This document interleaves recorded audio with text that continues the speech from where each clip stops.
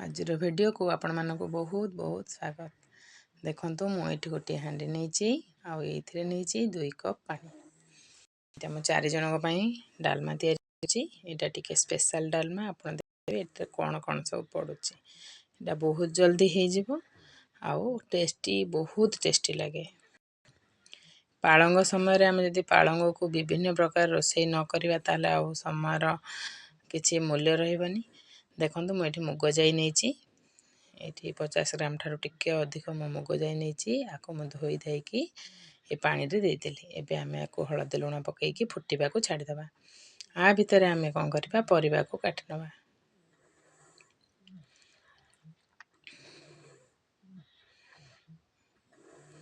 एबे हम आको टिके घोड़े नबा। एबे चलंतु काटिबा परिबा। देखंतु मु एटी बहुत किछि परिबा नैनी, खाली 2टी आलू नेची, गोटे को छोट खंड कोबी नेची, गोटे छोट बाइगण नेची, आ अल्प टिके पाळंग नेची। ए सब को हमें काटि नबा, टिके बड़ साइज रो काटि नबा।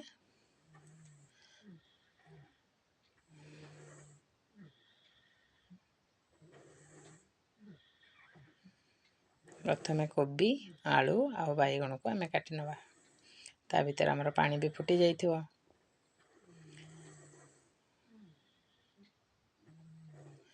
एबे जेहेतु शीत दिन बढ़िया परिबा मिलुची, तेणु जेते टेस्टी टेस्टी परिवार आइटम बनै के हमें एबे खाइबा कथा।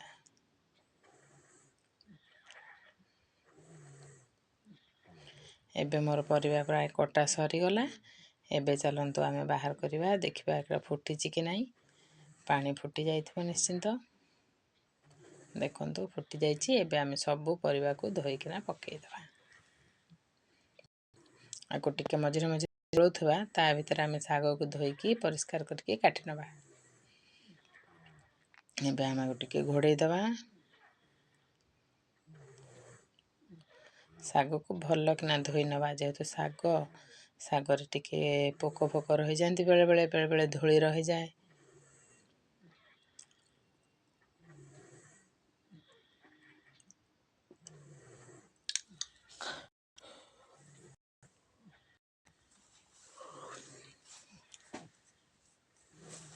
आ भीतर आमे साग को धोई नेची, काटि नबा। टिके पर को मझिरे मझिरे गोळौथबा, नहले जानि परिबानी सिझिला कि नाही।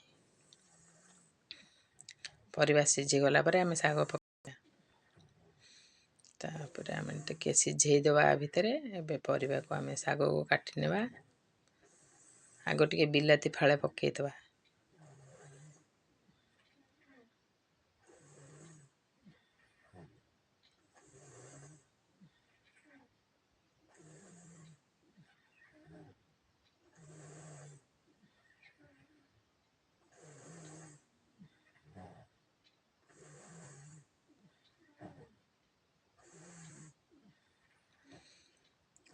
एबे गोडे को काटि दबा।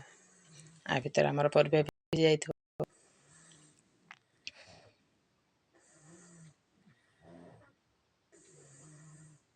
मुग जाई भी जल्दी सिझ जाए। मु एटे कंचा मुग जाई नेची, आपण चाहिले हरड़ जाई भी नै परिबे। प्रेशर रे भी सिझेई परिबे, किंतु डालमाटा टिके हांडी रे सिझिले भलो लागे।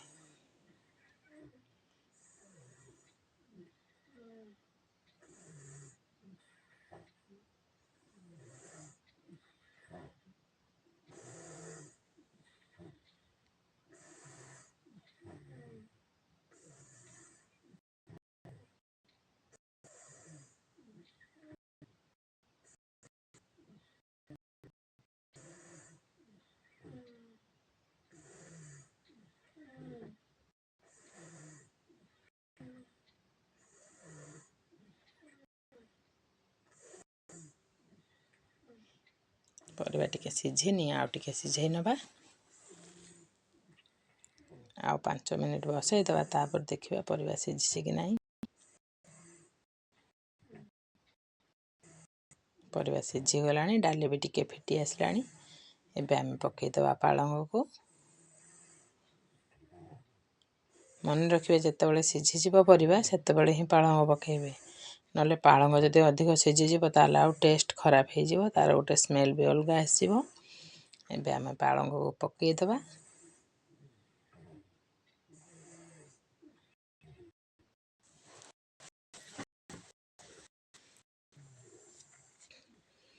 मन रखिए एथर अधिक पानी देबे।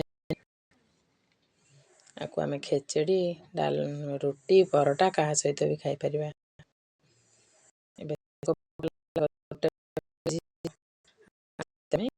लगेदबा तड़का गैस रे बसै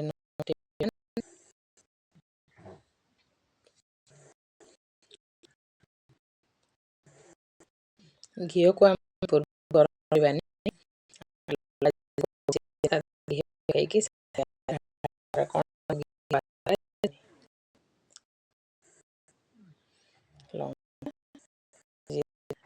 टिके फुटै नबा। अल्प टिके हाफ चामच जीरा हाफ चामच सोरिष देके भाज।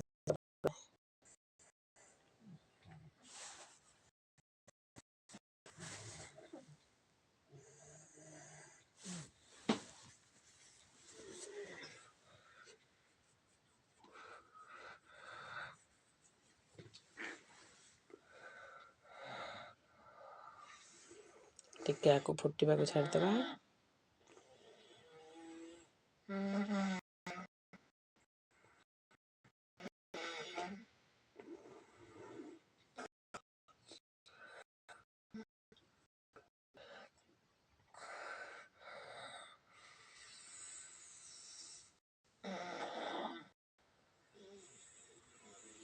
आधे आम घी देदबा। टिके गोटे बड़ चामच घी देइछि।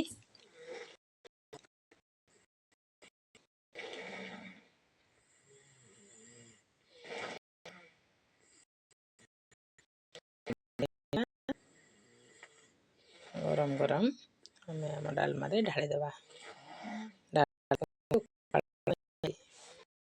किंतु बहुत टेस्ट बढ़िया। एबे हमर डालमा रेडी करछि। रुटी करछि आ सहित बाढ़ी नबा। आज